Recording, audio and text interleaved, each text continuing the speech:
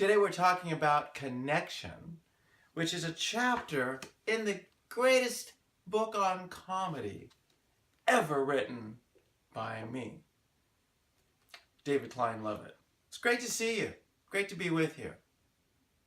It's great to connect with you. Connection, not only in comedy, but in public speaking and in life, is really important. You want to connect. You want to be friends with. You want to be close with. You want to relate with whoever it is you're with. It just makes life easier. It makes it more comfortable. It makes it more fun. It makes it more loving and kind and generous. It's a good thing. So let's talk about connection. So connection part 1, and we're talking about, oh yes, Comedy Made Easy, the greatest comedy book ever written by me. Connection. How do we connect with an audience? Why do we connect with an audience? I just talked to you a little bit about that. Just wanted to check. It's chapter 13.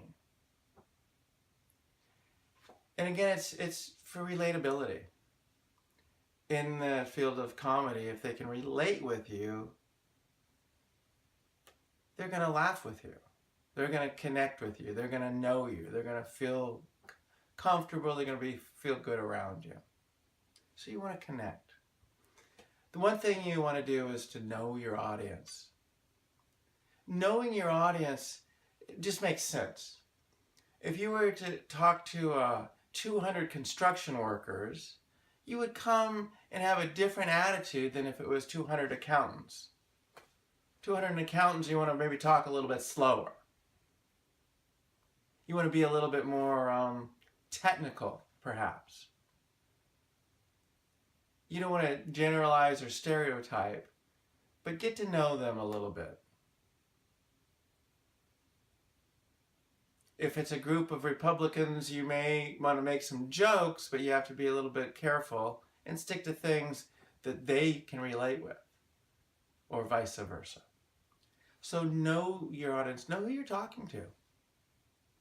And relatable. My coach, the person who helped me write this book, Dr. Reverend Joanne Coleman, learned sports metaphors, sports lingo, for not a better expression, when she coached me.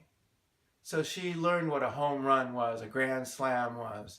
She actually used the term 5-tool player and made that a part of a lot of her talks and about who she is. She took from the world of sports that I related with and took it over to her world of teaching and talked about using 5 tools as a teacher and how she can better relate, better, I don't know what other word to use, but teach her students so they could learn better from all the different ways that she could present an idea. So know your audience. Work the room. We talked earlier, Patricia Fripp actually starts working the room before the talk. Patricia Fripp is known as the greatest #1 public speaking coach in America. Know your audience. Work the room. When you work the room, they know you. So she starts talking beforehand. Any questions, anyone want to talk about, any thoughts that are coming up, any concerns, any things that you're not sure of. And a lot of times people think that the talk's already started.